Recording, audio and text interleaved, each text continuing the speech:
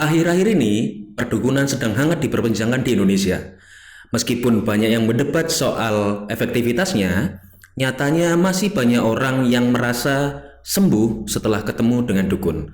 Lantas sebenarnya apa sih manfaat kita ketemu sama dukun? Yuk kita bahas di segmen TT. Are you ready? Sobat Step Up, are you ready?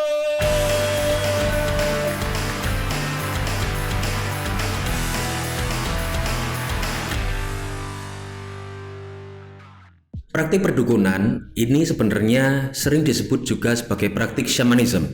Nah, praktik ini sudah ada bahkan sejak zaman manusia purba dan terus berkembang.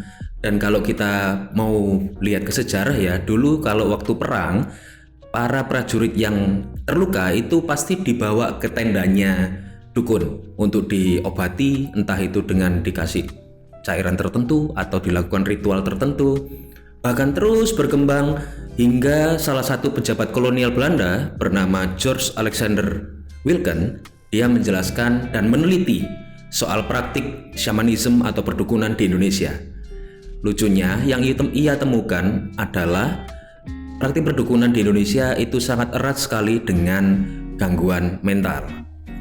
Tapi kalau kita lihat secara praktik, itu sebenarnya seorang dukun itu adalah seorang yang dianggap berilmu tinggi, sangat religius, spiritualis, di mana dia mampu untuk melakukan beberapa hal. Beberapa hal itu antara lain, yang pertama, perjalanan jiwa. Seorang dukun dianggap bisa untuk mengeluarkan ruhnya dari dalam tubuhnya, di mana ruh itu bisa berinteraksi dengan roh-roh para leluhur, sehingga bisa meminta bantuan pada para leluhurnya.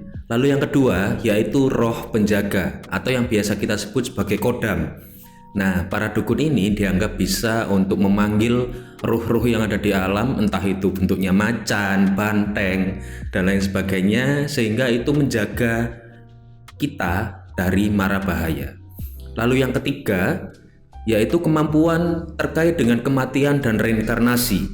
Nah, orang-orang yang disebut dukun ini dipercaya bisa untuk mengakses kematian seseorang. Sehingga kalau ada kasus kematian yang mendadak, tidak jarang seorang dukun ini dipercaya bisa membantu untuk membangkitkan orang yang sudah mati itu. Nah, yang keempat nih, yang saat ini lagi banyak diomongin sama orang-orang, yaitu pengobatan. Nah, seorang dukun dianggap punya kemampuan untuk membuat ramuan, membuat doa-doa yang bisa digunakan untuk menyembuhkan seseorang yang sedang sakit. Nah, kalau tadi kita ngomong soal 4 hal yang bisa dikuasai oleh seorang dukun, selanjutnya kita bahas apa sih yang berpengaruh besar sehingga seorang dukun itu dianggap bisa berhasil melakukan sebuah ritual. Ada 3 hal. Yang pertama yaitu perubahan kesadaran seseorang atau proses induksi kesadaran. Nah, proses ini dilakukan dengan yang namanya teknik ekstasi. Caranya ya yang kita tahu, para dukun ini melakukan jampi-jampi, merapalkan doa-doa, bahkan sampai melakukan gerakan-gerakan tertentu, tarian-tarian tertentu, yang sebenarnya hal itu tanpa sadar memposisikan seorang pasien itu di bawah pengaruh seorang dukun. Selanjutnya, orang itu sudah nggak sadar kalau sudah dipengaruhi, dimasukin nih dengan yang namanya proses kedua, yaitu proses berpikir metafora. Nah, proses berpikir metafora ini dilakukan dengan melibatkan yang namanya ruh-ruh, hal-hal yang gaib, hal-hal yang tidak bisa dilihat oleh manusia, yang sebenarnya juga nggak salah kalau kita ragu, karena kan kita nggak lihat. Cuman karena kita percaya, karena pasien itu percaya dan dia sudah ada di bawah pengaruhnya, oleh karena itu bisa dengan mudah seorang dukun menginduksi, membuat seorang pasien percaya bahwa pengobatan yang dilakukan itu akan membuahkan hasil. Lalu hal yang ketiga yaitu ritual komunitas. Nah, seorang dukun tentu perlu menguatkan keyakinan pasiennya.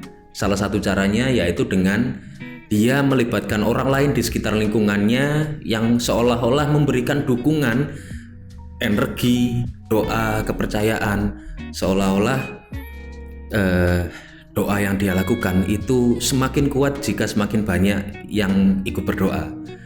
Kalian pasti tahu kan bahwa dukun-dukun itu biasanya punya perkumpulan sendiri, punya murid, dan lain sebagainya. Nah, ketiga hal tadi, proses induksi, kemudian berpikir metafora, dan juga ritual komunitas ini berhasil dilakukan oleh seorang dukun, maka bisa dikatakan dia akan berhasil untuk mempengaruhi seorang pasien. Nah, ketika dia berhasil mempengaruhi seorang pasien, maka besar kemungkinan seorang pasien akan merasakan efek tertentu. Bisa jadi itu ya efek positif, dia merasa bahwa tujuannya sudah lebih dekat dibandingkan ketika dia sebelum bertemu dengan dukun itu. Nah, kalau kita perhatikan nih, mulai dari proses-proses tadi, itu sebenarnya sangat erat banget loh kaitannya dengan yang namanya placebo effect. Pasti pernah dengar kan soal placebo effect? Placebo effect ini mungkin yang banyak kita tahu itu sering terjadi di dunia kedokteran, di mana biasanya seorang dokter itu memberikan pil yang di dalamnya itu sebenarnya bukan obat, tidak ada kandungan obatnya. Tujuannya biasanya ya memberikan keyakinan pada pasien bahwa dia bisa sembuh. Contohnya gini, seorang pasien datang ke dokter, tapi dia itu sebenarnya nggak ada gejala fisik yang parah. Dia hanya tertekan oleh sebuah keadaan aja. Jadi dokter memberikan pil kosong itu tadi dengan harapan setelah dia minum itu dia merasa lebih baik. Nah, ini sama yang terjadi dengan kasus di dukun. Bedanya, dukun tidak memberikan pil. Yang dia berikan yaitu adalah konteks atau sebuah setting tempat, setting lingkungan yang ada di sekitar dia.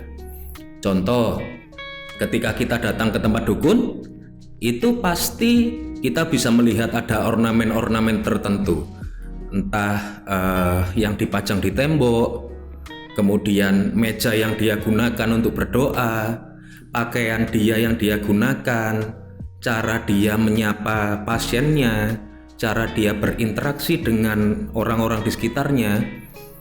Hal-hal itu secara tidak sadar akan memberikan pengaruh berupa pasien yang baru datang itu akan melihat, oh orang ini keren kayaknya, orang ini sakti kayaknya, orang ini bukan orang sembarangan.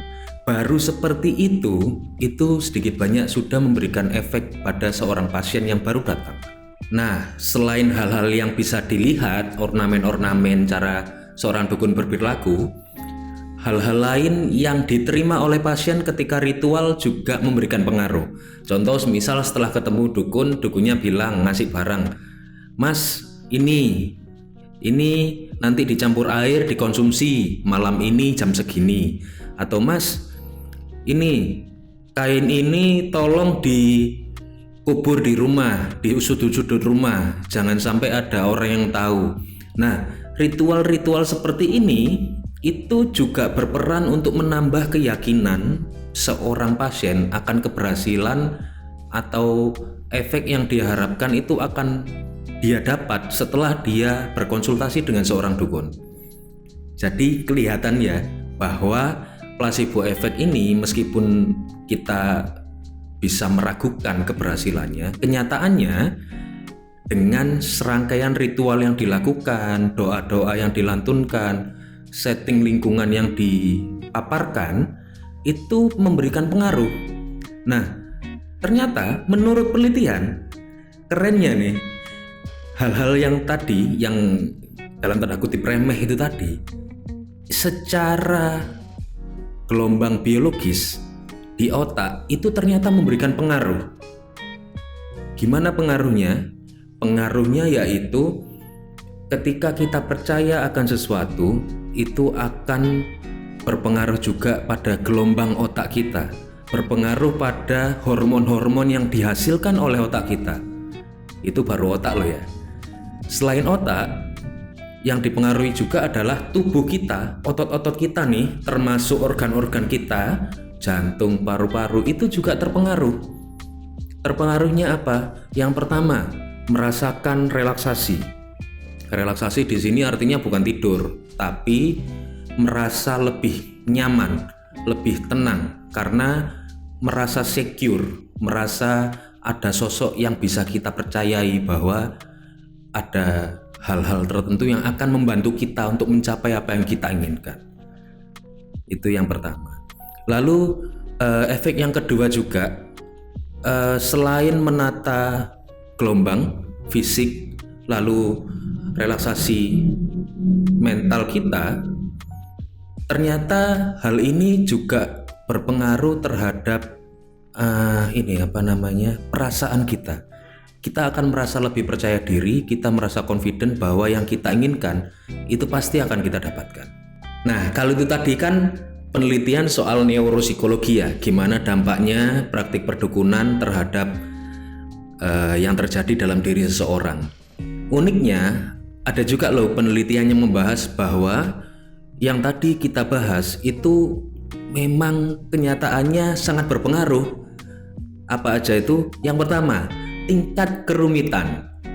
Semakin rumit sebuah ritual perdukunan, maka seorang pasien akan cenderung sangat percaya pada seorang dukun dan dia juga akan menerima efek kesembuhannya itu juga lebih bagus dibandingkan orang yang ritualnya tidak rumit. Ya, rumit itu contohnya kan kadang ada dukun yang harus nyembelih ayam, ada yang harus pergi kemana, mandi pakai air 7 sumur dan lain sebagainya. Semakin rumit, seseorang akan semakin merasa sembuh. Lalu fakta yang kedua yaitu adanya pembuktian. Nah, seorang pasien itu akan semakin merasa kesembuhan, merasakan efek positif dari bertemu dengan dukun jika dukunnya itu bisa membuktikan kesaktiannya. Makanya kalau sekarang kan banyak banget tuh dukun yang pamer kebal pakai golok tapi ada yang gagal, kebal sama jarum tapi ada yang takut jarum katanya. Nah, itu ketika seorang dukun bisa pamer, bisa menunjukkan ke seorang pasien dia bisa melakukan kesaktian, itu seseorang akan lebih percaya. Plus kalau ada testimoni dari seorang pasien yang dulu sudah pernah berobat, itu akan membuat pasien yang baru datang itu akan semakin percaya bahwa dia bisa sembuh dan semakin merasakan kesembuhan setelah berobat ke dukun itu.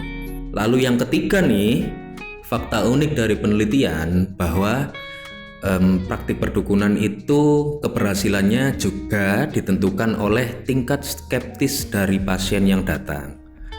Nah, semakin skeptis atau semakin meragukan, jadi seorang pasien itu semakin ragu akan keberhasilan pengobatannya, maka ya efek yang dia rasakan juga semakin kecil. Jadi sudah jelas ya bahwa praktik perdukunan itu memiliki efek yang positif bagi seorang pasien yang datang. Sobat Step Up, dari pembahasan kita kali ini, jadi kita bisa tahu ya bahwa praktik perdukunan itu sangat erat sekali hubungannya dengan spiritualitas seseorang. Sayangnya, ketika kita berbicara spiritualitas ini, itu tidak sama dengan religiusitas. Bisa jadi spiritualitas itu mengarah pada sesuatu yang belum tentu sesuai norma dan nilai yang ada di masyarakat.